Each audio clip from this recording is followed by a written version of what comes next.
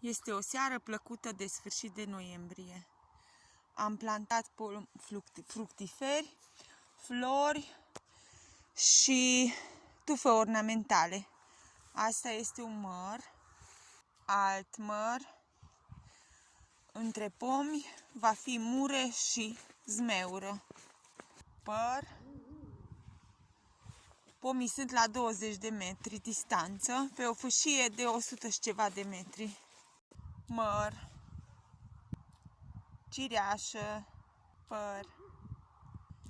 Porțiunea asta va rămâne cu iarbă de cosit. Alocuri vor fi pomi fructiferi și la margine tufe decorative. Tufă mică, tufă și aici cu flori roz și albe. Păr. Cipri mai face 3 gropi. Cireașă, moșmon. Lângă clădire, o trompetă roșie cățărătoare. Are loc unde să meargă. Aici am pus trandafiri, tufe mici, trandafiri, tufă mică, aronie, floricică.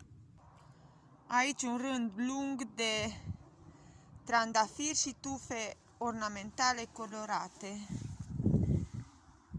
Trandafirul e acoperit, tufele sunt de diferite culori, trandafir. Aici am crini, tufă mică, trandafir, tufă, trandafir, tufă, trandafir, tufă mică colorată, aronie și tufă mică. Toate sunt acoperite cu tocătură de lemn. Și la bază au pământ moale compost.